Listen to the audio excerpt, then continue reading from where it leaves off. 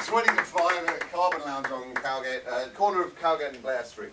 It's called For Sale, Dead Dog Never Won. Do you have any flyers? I can like.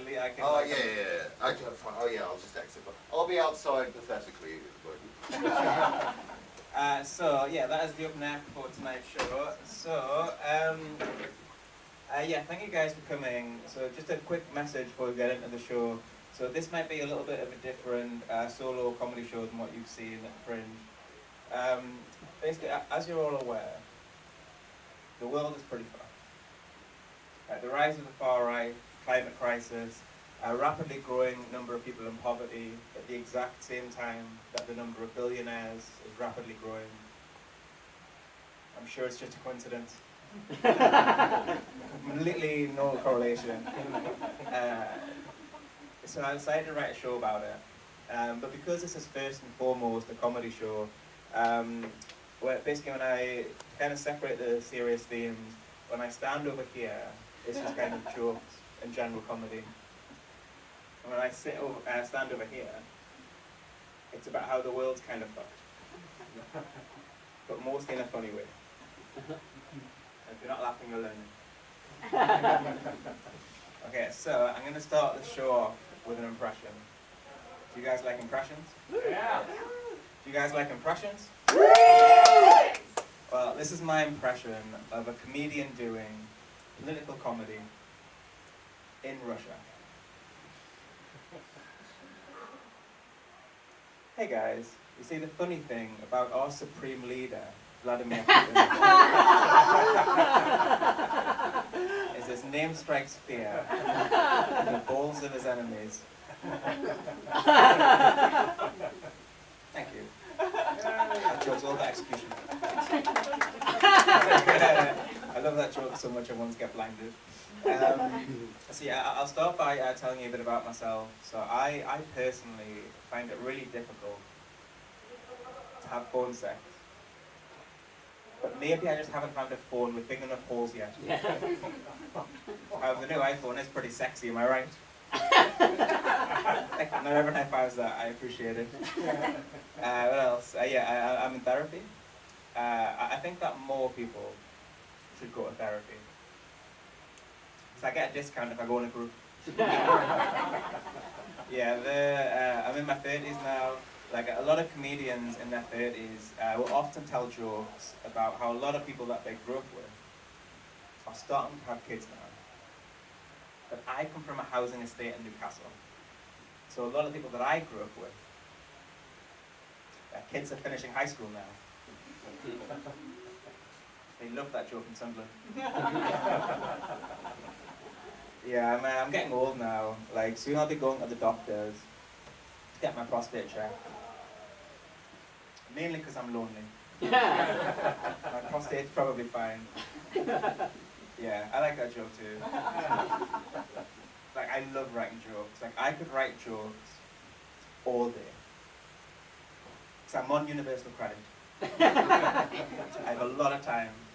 I'm just joking. So outside of here, I work part-time in a bar. I'm not sure if I meant to say this, but it's Edinburgh Catering Company. I'm actually, for the very first time, I have someone from my work here. Can I get a round of applause for the first colleagues come to the solo show?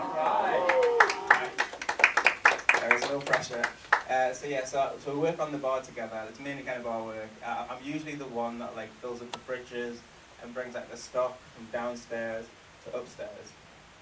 Mainly because my boss knows that I do stand-up comedy, so they know that I'm pretty good at lifting up the spirits. Am I right? Hey.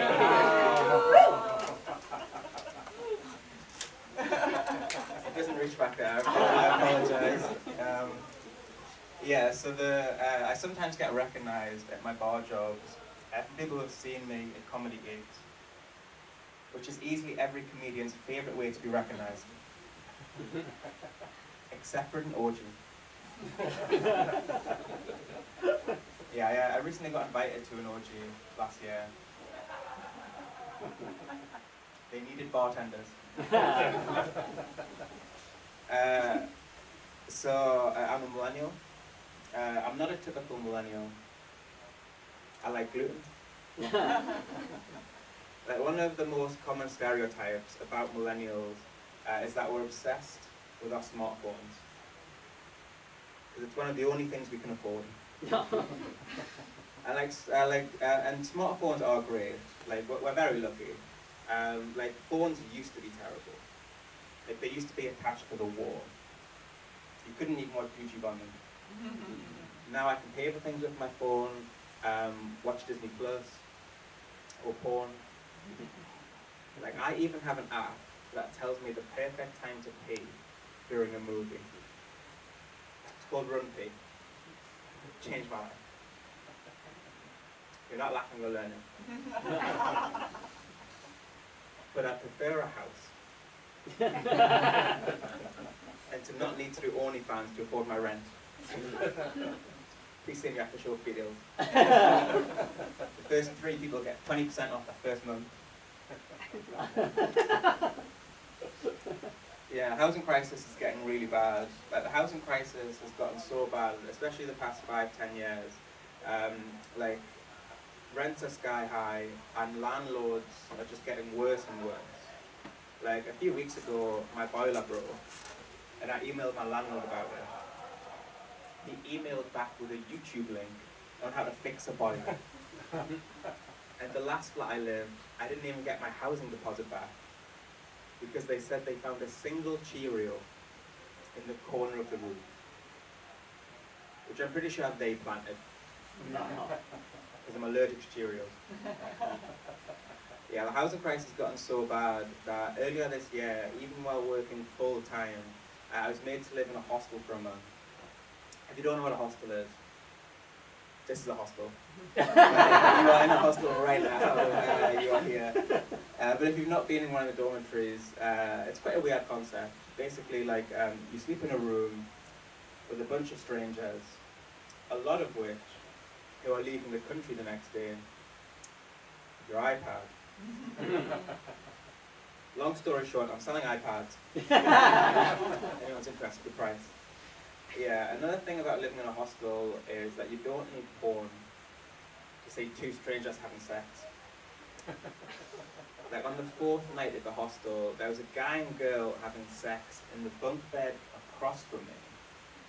And there was a guy in the room masturbating to it. I'm not proud of it. It just happened. I don't live in a bunk bed anymore, it's fine. I live in Leith in like a house share with like a bunch of other people. If you don't know what a house share is, it's basically, it's a lot like a family house, but instead of having family meals together, there's often a housemate doing ketamine at the dining room table. Just like my parents used to do when I was growing up. So yeah, I live in Leith now. Anyone here from Leith? Oh, nice. Which part? Start with these. Oh, okay, just off Leith Walk. We're about Abbey Hill. Abbey Hill. That's where the Sainsbury's is. Yeah. So I live near the bottom of the walk, not by the big Tesco. Would you guys say that it's bottom of Leith Walk's a bit of a rough area? For the purposes of this joke, would you say that Leith probably thought so?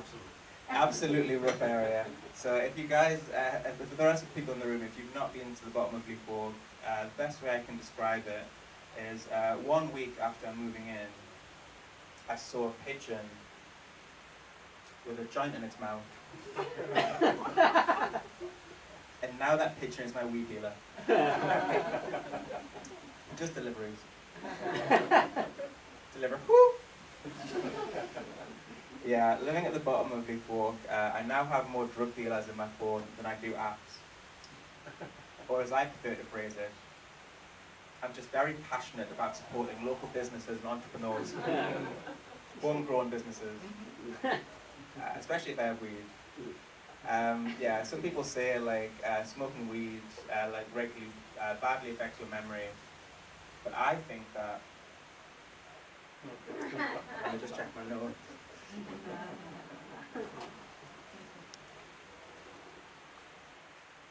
Yeah, so if you didn't like the punchline to this, it's pretty high right in this joke. It's just a picture of a cat smoking a cigar. That joke's mainly for me. So we're currently in the worst cost of living crisis in more than a generation. It's gotten especially bad the past 5-10 years. Like, I'm pretty poor. Like, I'm so poor that I know that there's at least 11 different flavors of pot noodle. You're not laughing, you're learning. I'm so poor that I'm currently being sponsored by a family from South Sudan. I had to Google the poorest country in the world for that joke.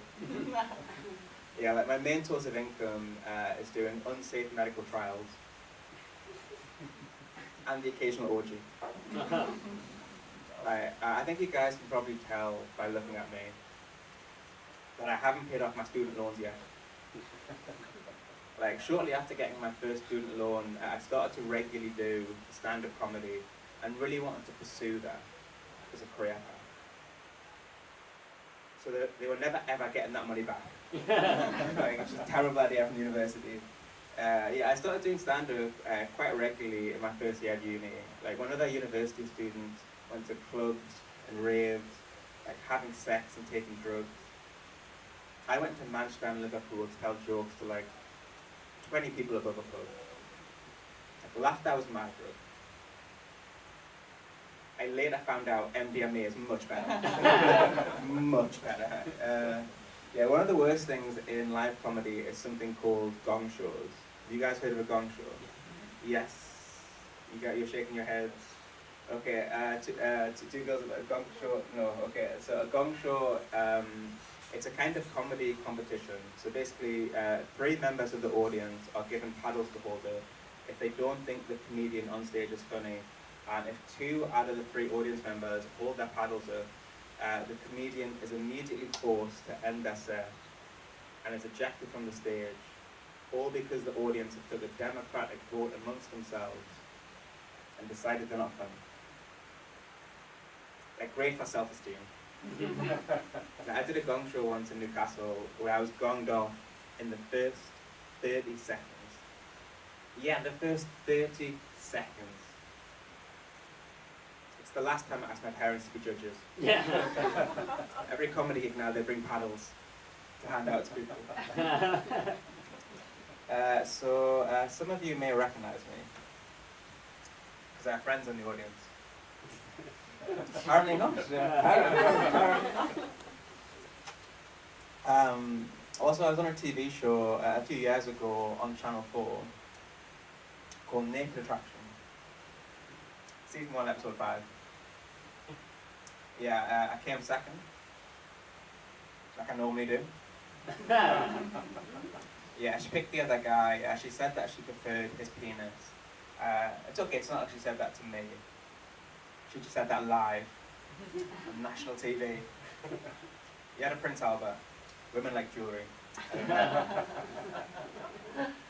Yeah, if you've not seen Naked Attraction, then you're obviously not my parents.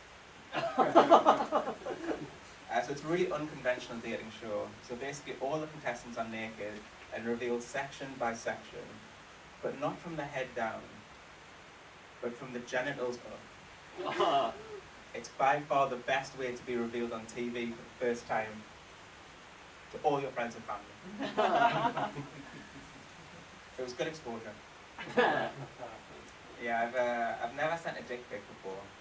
True story. Now if anybody asks, I can send them a link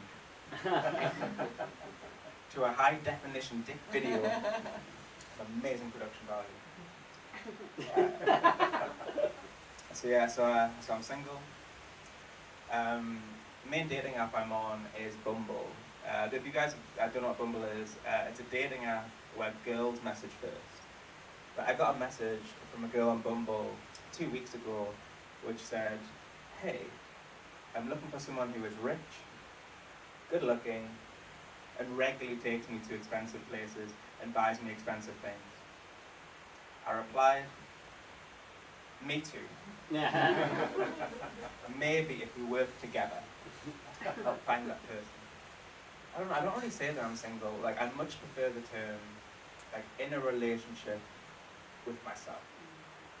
and I'm confident it's a long-term relationship. Like I take myself out to dinner, have my way with myself, especially since I paid for the dinner. I mean, we already live together. I've met my parents. It's getting serious. The silliest joke of the show.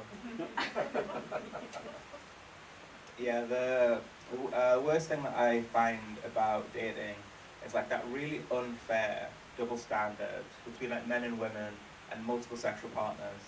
So I usually like when a girl says she's had sex with various guys compared to if I say I've had sex with various girls, people will often say things to me like, "You're a fucking liar." No, you haven't. They say things like poking people on Facebook doesn't count. And I think that I'm fuckable. Like last Halloween, I dressed up as the Incredible Hulk. Like I spent 2 hours in the mirror with green body paint just to get the look right. And a lot of girls came up to me and said that I'm just like Shrek. Yeah, I'm not great at women. Like the only time I've managed to convince a girl to move in with me is on Minecraft. And Minecraft's alright for getting puss. But obviously the best dating website is LinkedIn. No. Or Screwpics. So I think that billionaires are generally immoral. Not just because a lot of them went to Epstein's Island, or because I'm poor.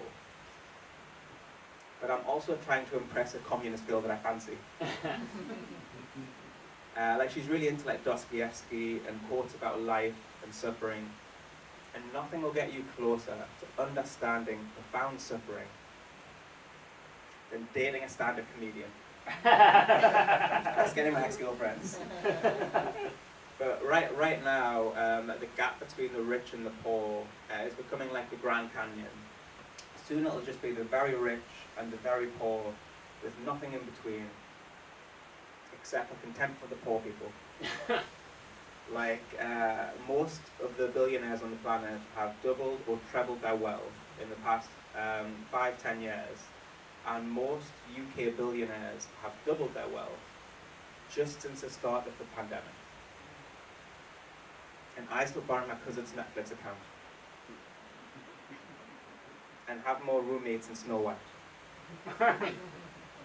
Basically what I'm saying is that billionaires just paid a tiny bit more in tax. More people could afford Netflix. So it's kind of like, I think that millionaires are fine, but I think it's immoral for thousands of billionaires to exist at the same time as large-scale poverty. So it's kind of, you tell the difference between a millionaire and a billionaire. Aside from like you being on Epstein's Island, is the difference between someone having £1 and someone having £1,000 with like a massive passive income on top. To give you an idea of how much £1 billion actually is, say, what is your name? Bruce. Bruce. So Bruce, if you are given £1 billion today, and you spent £1,000 of that billion every single day, how long do you think it would take you to run out of that money? So that's no passive income or interest, just like 1,000 take away £1 billion every single day. A million. Million days, years, million days. Any other guesses? So £1,000 a day every day. What? What is it? This is not Netflix. But this is what was your guess? This is not 1,000. It may not be, but I don't want to. No spoilers. So any other guesses? Okay, this will be a shorter show than last night. This will be fun. So not too far off. You look like you may have had a guess.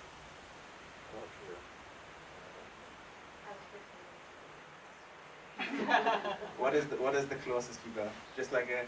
I don't want to say there's no wrong answers because there is, but there is like we've got 1,000 days so far. 10 years, every single day. 30, 40 years. Same. Okay. There is a slight difference between between your guesses. So the answer is spending £1,000 every single day. You would reach £1 billion in 2,739 years, which is a very long life. It's even longer than if Jesus never died and give away £1,000 a day to the poor every single day for the past 2,026 years. Like, it's completely unreasonable amount of money, even for Jesus. Like, right now, yeah, the gap between the rich and the poor is becoming like the Grand Canyon. And to give you guys some like statistics to show you how vast this gap is getting, so the 12 richest people on the planet own more money than over half of the planet. The richest 2% of Scotland owns more money than over half of Scotland. And the 35 richest families in the UK own more money than over half of the UK, which is over 35 million people. It really makes the TV show Hoarders look extremely conservative by comparison. Very, very conservative. So currently in the UK, we have 157 billionaires, which is historically way more billionaires than we've ever had. Like, I don't think there's ever been a better time for a revolution than right now. Apart from in the movie Les Miserables with Hugh Jackman. And just to be clear, I'm not saying that we should hurt the billionaires, just that it seems like our only two financial options going forward is to continue to squeeze ordinary working people for every single penny that they have, or to tax the assets of billionaires by such a tiny amount that they'd hardly even feel it.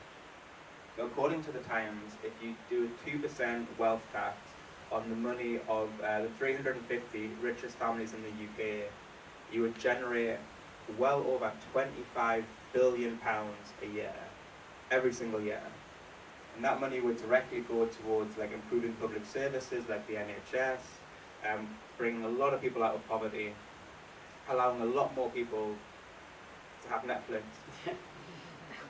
And if the super rich resist a very tiny wealth tax, then I think we should get some of that extreme wealth back in a fun way. Like as part of a game show, exclusively with the 157 UK billionaires. Game shows like the billionaire version of Who Wants to Be a Millionaire. Turns out no, like, none of the billionaires want to be millionaires. That is like poverty to them. According to Forbes' rich list, there's currently over 3,000 billionaires on the planet, and that number is rapidly increasing. Anything tonight? Thought for the last show, it may be a possibility. Well, if there are any billionaires in the audience, and you're offended by any of this material, please stand up. Then let's grab them. Let's grab them. Let's put them in a game show to build up the middle class. Otherwise, the majority of the population are just going to continue to get poorer and poorer, and will likely have to turn to things like OnlyFans to support their income. Please send me after the show for details. It's one of the main reasons I'm here. Miss, what is your name? Deb. Del? Deb.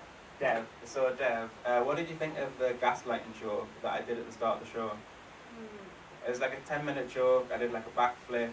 I set up some fireworks. I still remember it. The gaslighting joke. Do you not remember? I don't think you said A that. clown car came in and like 50 clowns came out. We'll move on. So yeah, I'll tell you guys a bit more about myself. So I'm neurodivergent, which means I think in a different way compared to the majority of people. I used to kind of ask audiences to shout out what kind of neurodiversity that they thought that I had. I'm not doing that again. I'm not doing that again. That was not fun for me. So I'll just tell you. So I'm autistic. No applause? Okay. Got applause in my last gig. I think that's why I feel so comfortable doing stand-up, because I get a talk at length about my specialist subject, myself. Like, I'm vaccinated, I'm already autistic, so I thought, what's the worst that can happen? Like, worst that can happen has happened. Being autistic, it's really bad. It's really common to be bad at communication, and I was terrible at communication, especially growing up. Like when I was a kid, any time that somebody farted, I said "bless you." Common mistake. Common mistake. But yeah, it can sometimes be very difficult living with autism. According to my housemates. But I've only recently started mentioning being autistic on stage, and it doesn't always go exactly like I think it's going to go. Like, I did a gig here last Thursday, and someone from the back of the room shouted out, "You don't look autistic." In his defense, I wasn't playing with Legos or a train set at the time, but I was doing a Rubik's Cube behind my back. And someone from the front row shouted out, "No, bro. He definitely looks autistic." Yeah. Not my favourite bit of crowd work.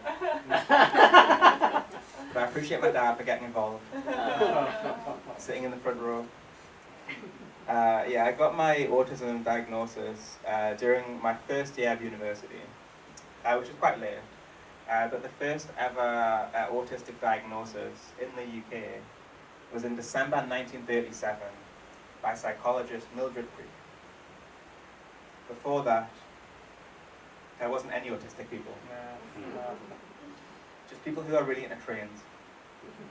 Stamp collecting. I remember the first thing that I said to the psychologist when I got my diagnosis. I said, "How much Tylenol do you think my mum had when she was pregnant?" Second question was, "Well, is there anything you can do to help? Like any service you can provide or support you could offer? Maybe even a podcast you could recommend?" They said that it could give me an extra 20 minutes to finish my exams at university. After that, you're on your own. So basically the main thing that happened was I went to a clinical psychologist, did like an in-depth personality questionnaire, an in-depth interview, and they dropped a big box of matches on the ground and asked me to count them really quickly. And I was told unequivocally by a clinical professional that I'm probably going to be too into trains, bad with eye contact, have obsessive tendencies, and generally struggle to connect with people and form social relationships for the rest of my life. I just thought you should know that. Good luck with everything. You'll need it. Please don't contact me again. I'm quite bad at eye contact. It's very stereotypically autistic, but I personally struggle a lot with eye contact. But personally,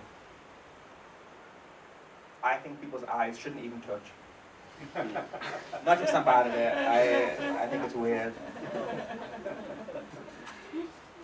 Because I wasn't able to get any support from the psychologist. I started to do stand-up as a way to kind of form a sense of self and identity. Because I had my first ever comedy gig 2 weeks after my autistic diagnosis. Because being funny is synonymous with being autistic. Like any time I saw an autistic person on TV, they regularly made people laugh. Just that they had no idea why they were laughing. One of the most common stereotypes about autistic people is that we don't understand humour, that we tend to take the majority of things literally. So who's ready for some comedy? I think I can maybe. All right. All right. I do take a lot of things literally.